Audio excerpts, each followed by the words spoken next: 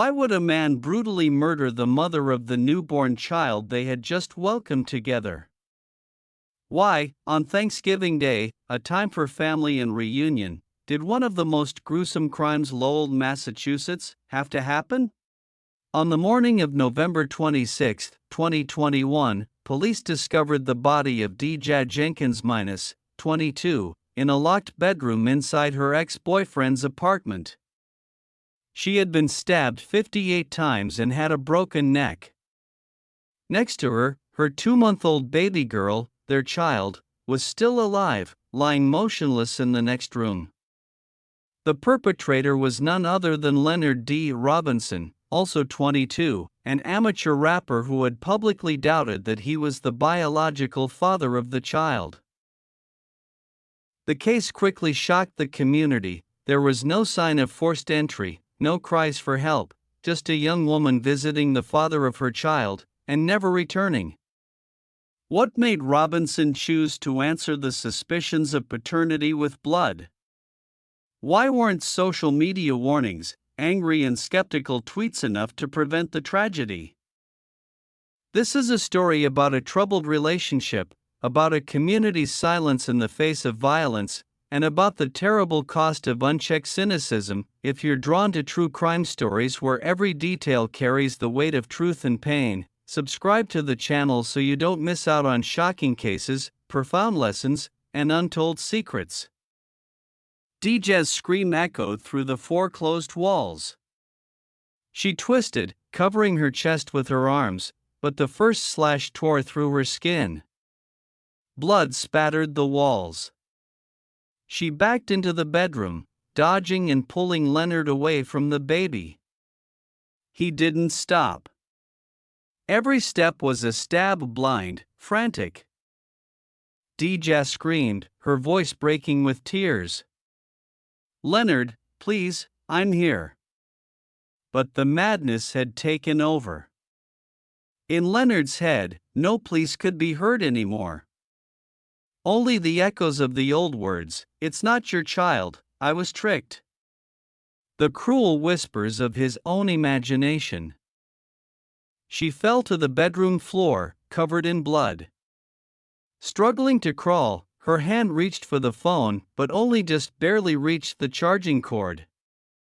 Leonard raised the knife one last time, a stab to the neck. The vein burst like a water balloon, blood spattered the curtains. Leonard gasped, looking at the lifeless body at his feet. His eyes were still wide open, barely aware of what he had done. A faint whimper came from the next room. He turned his head. The child was still asleep. In his world, there were no screams, no blood, no death. Leonard stood up, took off his bloody hoodie, and put it in his pocket. He locked the bedroom door, wiped his hands on a kitchen towel, as if he had just cleaned up after a meal. Not a word. Not a tear. He left the apartment as if nothing had happened. The door closed behind him. The wind chimes hanging on the balcony jingled softly, joining the cold winds of early winter. In the locked room, under the dim light, Deja's body began to grow cold. The child was still asleep, lying in the midst of a tragedy he could not yet comprehend. Outside, the city was immersed in late holiday celebrations. No one knew that, just a few streets away, a mother had lost her life. No one knew that the love story that started with words of love just ended with blood. When Sergeant Mason pulled up to the Llewellyn Street apartments on the morning of November 26, he was not prepared for what was to come. The call came from a distraught mother, Latoya, who said her daughter, Deja, had been missing since Thanksgiving afternoon for no apparent reason. The phone went unanswered. The text went unanswered. Her motherly instincts, as usual, were correct. Apartment 2B showed no signs of forced entry. The front door was locked, the curtains drawn. Inside, not a sound.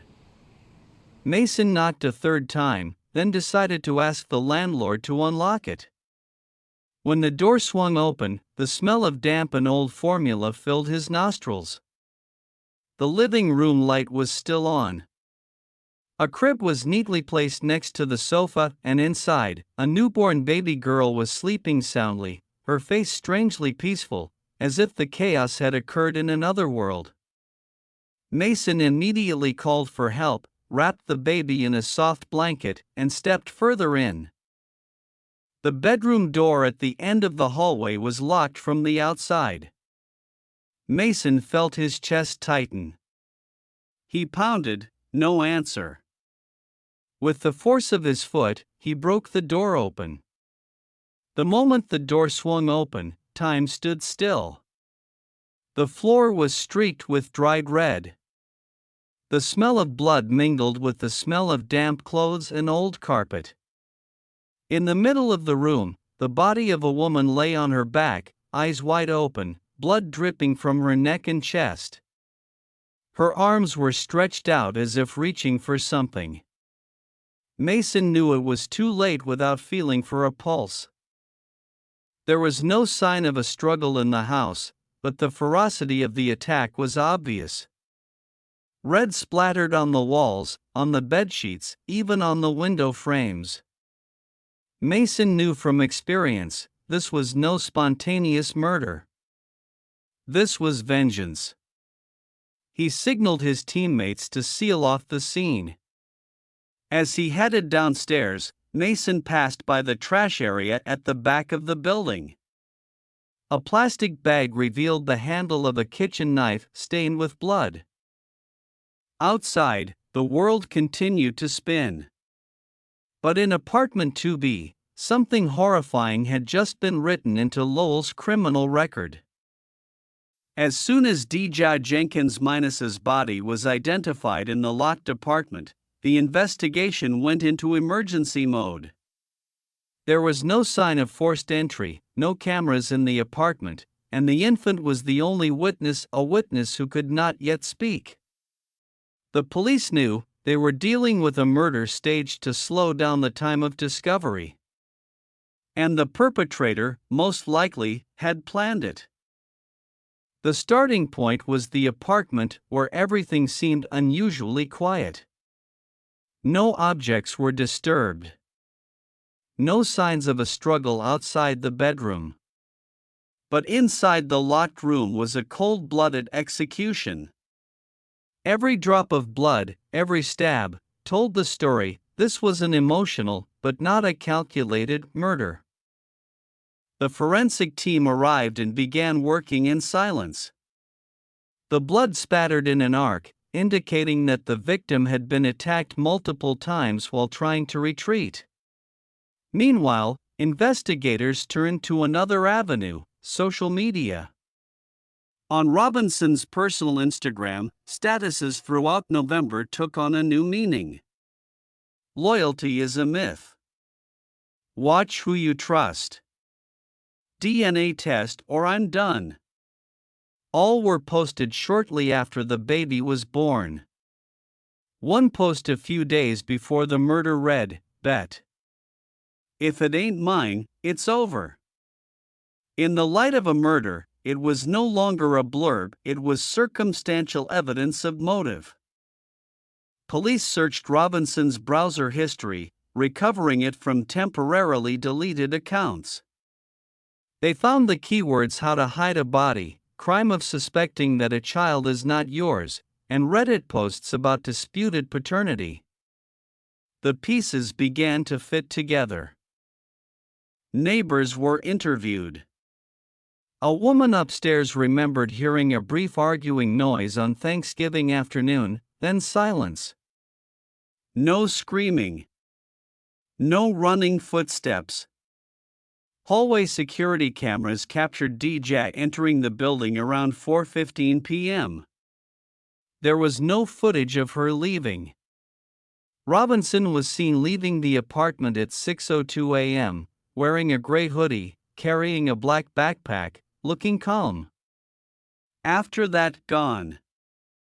Robinson was now officially a suspect. But to charge him, he had to be caught. Using his last cell phone records and the addresses of friends and family in Boston, the police narrowed down 3 areas of possible suspect. Over the next 48 hours, they searched each apartment. On the 4th day after the murder, Robinson was found in a short-term rental apartment, lying on the sofa, unresisting. In his backpack were bloody clothes, an old phone with the SIM removed, and a notebook with the words. When he was brought to the station, Robinson was silent. He did not react when told of the charges. But the police knew they did not need a confession. They had the scene. The blood. The fingerprints. The knife.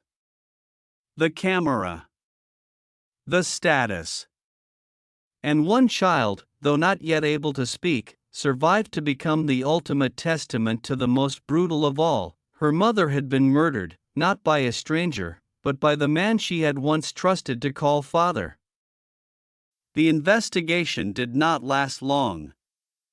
But over those 4 days, every step the police took was a mental chess game, connecting emotions, technology, facts, and professional instincts. And they won, not because they were faster, but because the killer had left so many clues before he struck. Online, in their minds, and ultimately, with their lives.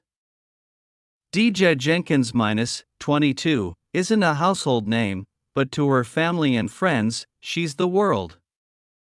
Born and raised in Massachusetts, Deja is the kind of person who brings positive energy to any room she enters. With her soft curly hair, bright eyes, and never-ending smile, she's beloved not only for her looks, but also for her resilience, thoughtfulness, and forgiveness. In September 2021, she gave birth to her first daughter, a beautiful baby girl who was the crystallization of the once beautiful love between her and her ex-boyfriend, Leonard.